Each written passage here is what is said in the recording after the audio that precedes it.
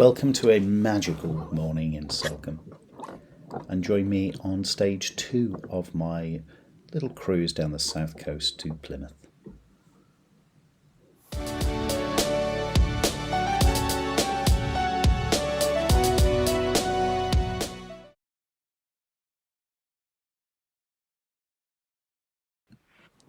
It is so still and quiet this morning, and I feel quite guilty about disturbing all this serenity.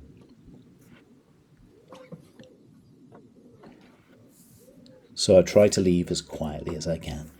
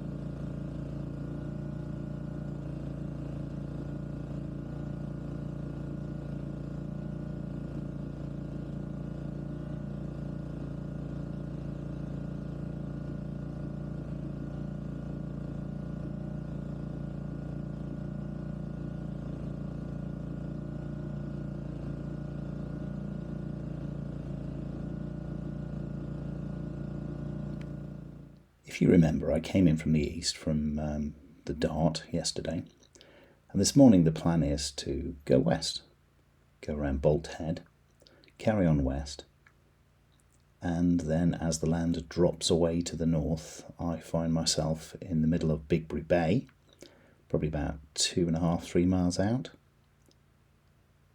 all the way across Bigbury Bay until Yelm Head comes into view. After that, I should be able to go past the Mewstone and turn right into Plymouth Sound. All the way down to Queen Anne's Battery. I've booked a couple of nights berthing there, tucked away nicely in the corner, right in the middle of town.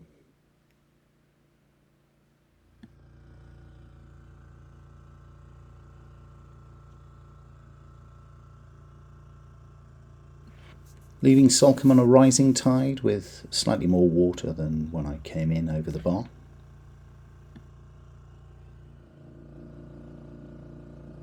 Wind this morning is light and from the northeast, changing to from the southwest, still light in the afternoon.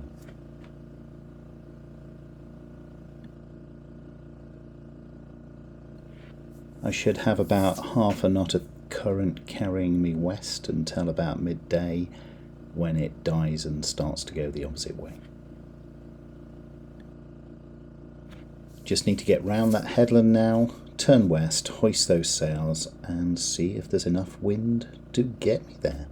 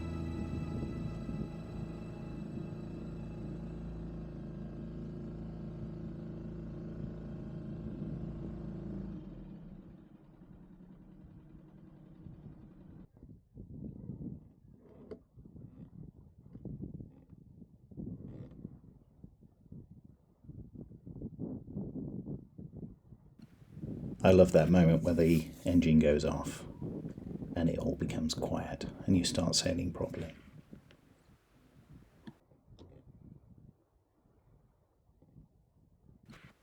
It is nice when the wind in actuality matches at least one of the forecasts you've been working on. It's a nice light northeasterly breeze. I can't quite get the mainsail the shape I want it to, and I can't work out why. I think it's just light wind. I'll wait till get a little bit more pressure and hopefully it'll sort itself out.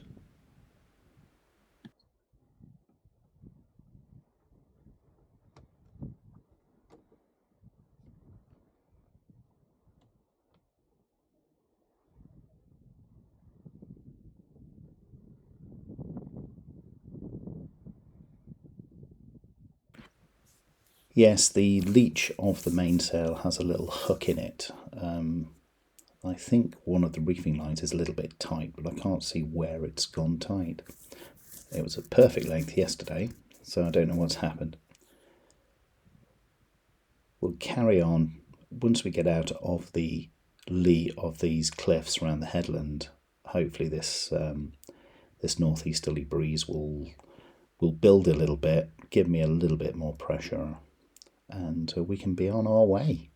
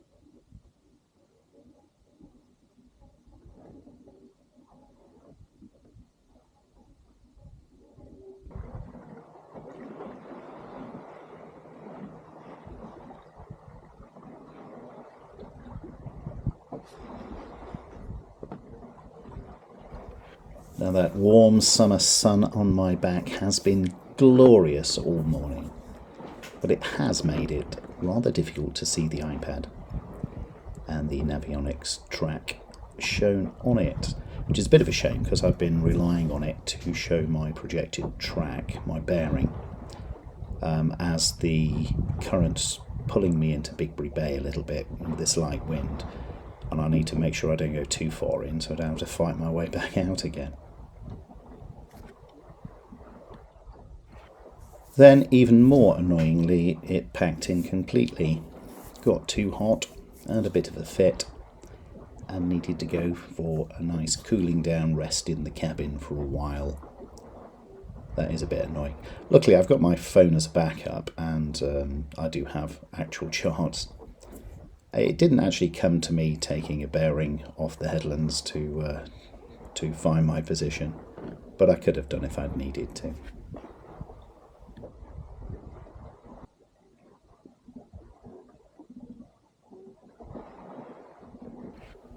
The huck in my mainsail leech has persisted despite a little bit more wind pressure. So there's obviously a tight line somewhere. It's a little bit annoying. It's probably robbing me of a little bit of speed in the light airs, but should be easy to sort out. These things are minor annoyances in an otherwise really, really nice day's sailing.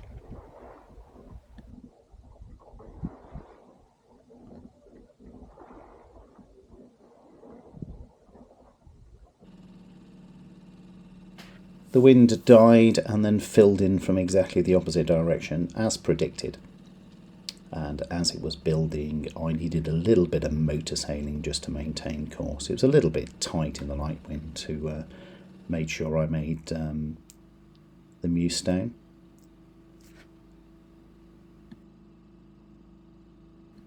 The tide was taking me onto it as well, so I needed a little bit more engine just to get past. Once I had sufficient clearance, I could ease off, turn off the engine, and reach down into Plymouth Sound.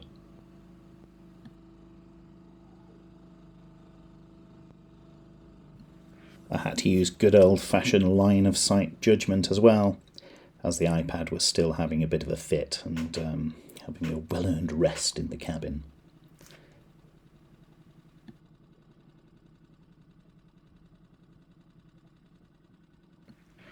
I'm having a little rethink about my use of tablet navigation. It's lovely, it works great 95% of the time, but of course the 5% it doesn't work is the 5% when you really need it. We've had a few problems this year on longer passages. When it got wet in the Heritage Regatta race, the touchscreen was almost impossible to use. Can't see it in the bright sunlight today with the certainly the early morning sun straight behind me. And of course overheating. It never really recovered all afternoon from that. Took it back out and it overheated again really quite quickly. So that's a bit annoying. Might have to have a little rethink in how I use it.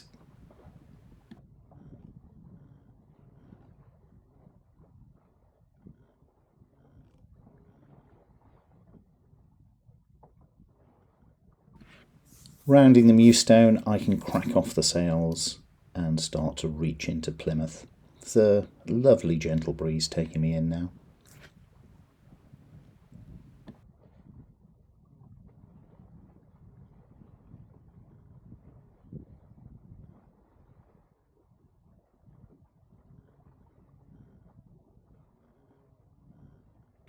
So it appears every large rock guarding every large inlet on the south coast of Devon is named the Mewstone, like it's the only one. A certain lack of imagination. Time to get on the radio to the marina and get some berthing instructions. Hey look, the explanation for the hooked leech. Clearly I have retied one of the reefing lines inside the other, which means in light winds like today, it pulls the leech of the sail in. That's easily sorted out. Safely tucked into my temporary and rather tight little berth in Queen Anne's Battery. It was fun getting the bowsprit the right side of that big post. And I've got the boom tent up because guess what? It started to rain. Thanks for watching. Join me next time and find out what happened at the weekend. I'm off to collect my wife from the train station and go and book a restaurant for Friday evening. Goodbye.